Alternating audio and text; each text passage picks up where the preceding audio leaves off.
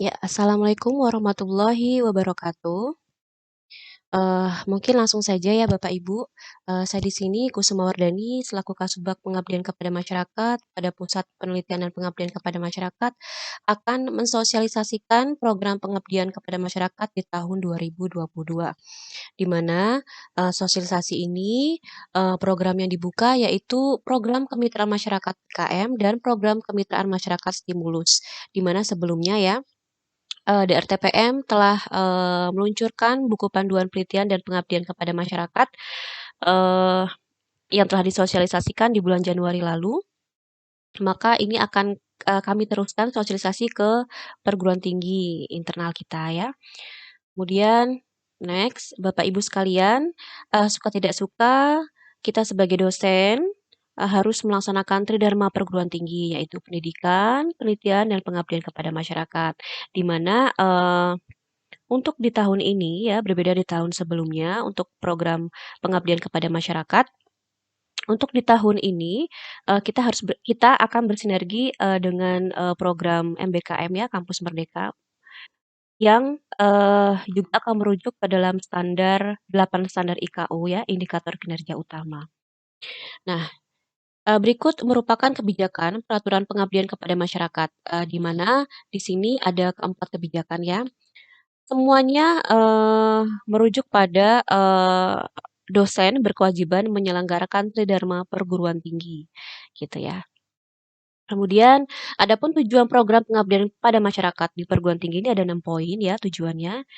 Salah satunya yaitu melaksanakan program pengabdian kepada masyarakat sesuai standar nasional pendidikan tinggi. Di mana nanti, pengabdian kepada masyarakat, di perguruan tinggi ini tidak hanya, luaran wajib saja, tapi kalau bisa, harus, ditambahkan juga, mengusulkan luaran tambahan, berupa, KI ya, atau semacam, luaran tambahan lainnya, itu bisa dilihat pada buku panduan. Kemudian, untuk kegiatan pengabdian kepada masyarakat ini ada 5 fokus bidang utama ya, di tahun ini ya, mungkin sama di tahun sebelumnya juga, yaitu ada green economy yang meliputi sustainability atau perubahan iklim, energi, dan lain-lain. Dan juga ada blue economy, maritim, kelautan, perikanan, dan lain-lain. Dan juga ada kegiatan pengabdian yang mendorong kebangkitan sektor pariwisata. Kemudian karena kita masih dalam tahun lalu dan tahun ini mungkin masih dalam suasana Covid ya, jadi, teknologi dan alat kesehatan yang meliputi penanganan Covid, teknologi mendorong kembalian bangsa ini merupakan fokus utama juga dan juga tentunya di setiap, kegiatan penelitian dan pengabdian ini, eee, tema teknologi digital juga, sangat, diprioritaskan. Iya, ini merupakan, Bapak Ibu sekalian, prioritas, Renstra dalam kegiatan Kampus Merdeka, di mana merujuk ke 8 standar indikator kinerja utama. Untuk pengabdian kepada masyarakat sendiri, IKU 2 dan 3 ini sangat penting ya, karena mahasiswa ini dilibatkan langsung ya, dilibatkan langsung, untuk direkognisi. Jadi, kalau bisa nanti di, usulan pengabdian kepada masyarakat itu, mahasiswa itu harus, turun langsung ya, direkognisi juga dan harus dideklarasikan di dalam usulan itu, gitu. Kegiatan MBKM-nya, mahasiswanya dilibatkan juga, gitu kan. Juga ada juga, dosen di IKU 3, ini juga merupakan, indikator kinerja utama yang sangat penting di kegiatan pengabdian, yaitu, dosen juga, harus, berkegiatan di luar kampus. Kemudian, ini merupakan, kebijakan Kampus Merdeka, Merdeka Belajar, di mana dosen sebagai penggerak ya, dosen memfasilitasi pembelajaran mahasiswanya secara independen. Nah, ini merupakan timeline program pengabdian kepada masyarakat, yang awalnya ya di bulan Januari, DRTPM open call proposal, penerimaan proposal di tanggal 25 Januari sampai 10 Februari 2022. Jadi ini sangat limit sekali Bapak Ibu, jadi, disarankan untuk segera menyiapkan proposalnya dan, mengupload di Simitapmas.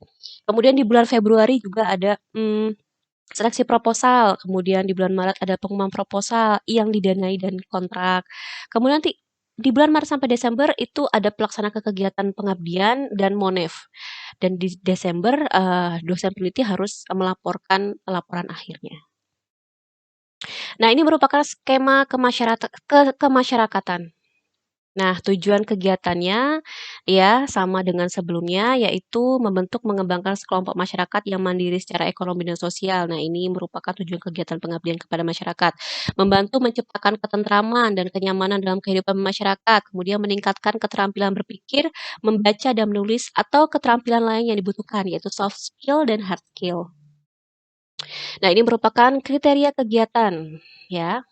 Ada 7 ya kriteria. Yang pertama, impact yang diterapkan dari hasil penelitian pengusul diprioritaskan untuk didanai. Jadi yang paling diprioritaskan untuk didanai itu adalah impact dari hasil penelitian sebelumnya. Jadi ada hasil penelitian sebelumnya nanti diterapkan, diaplikasikan dalam kegiatan pengabdian kepada masyarakat. Ini sangat diprioritaskan. Kemudian yang kedua, SKIM kemasyarakatan, itu ada program 2 tahun, yaitu pada PKM itu 8 bulan, kalau, PKMS itu 6 bulan. Kemudian yang ketiga, melibatkan mahasiswa minimal 2 orang, yang aktivitasnya direkognisi menjadi bagian MBKM minimal 5 SKS dalam 1 tahun pelaksanaan.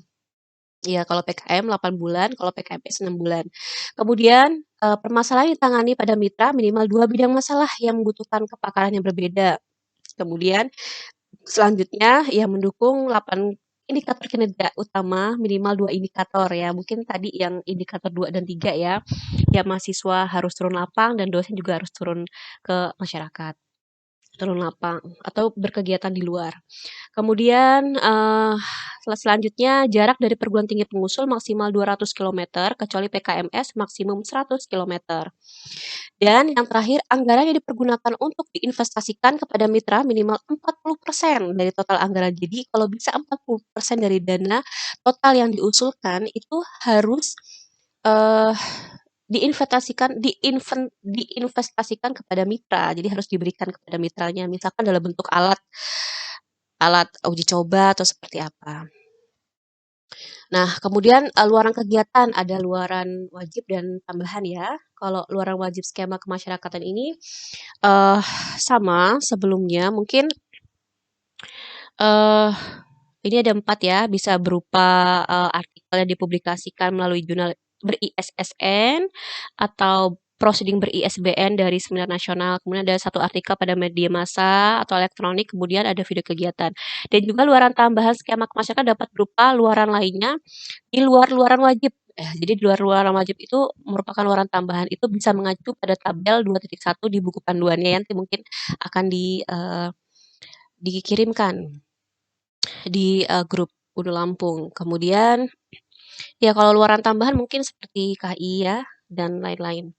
Nah, persyaratan pengusul ya, sama seperti sebelumnya. Pengusul memiliki kompetensi multidisiplin, ya, bisa memungkinkan untuk berkolaborasi dengan perguruan tinggi lain, gitu kan. Kemudian pengusul boleh melaksanakan skema kemasyarakatan sebanyak 3 kali sebagai ketua dan tim pelaksana minimum 2 orang dan maksimum 3 orang, 1 ketua dan 1 atau 2 anggota. Nah, ini merupakan, yang pertama ada program kemitraan masyarakat ya, atau PKM. Nah, ini jangka waktunya 8 bulan. Pendanaan yang diusulkan yang didanai itu ada 50 juta, sangat banyak sekali, tetapi harus merujuk pada persyaratan-persyaratannya seperti kriteria yang telah dituliskan di sini.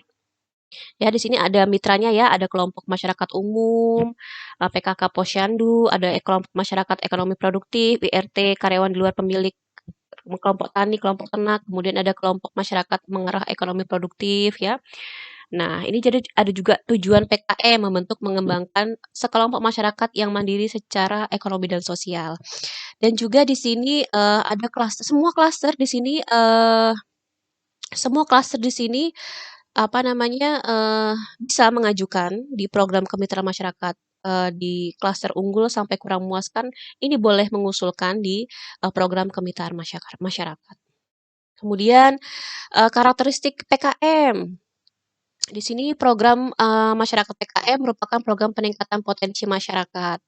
ada khalayak sasaran mitra. Nah, di sini ada, mitra sasaran masyarakat yang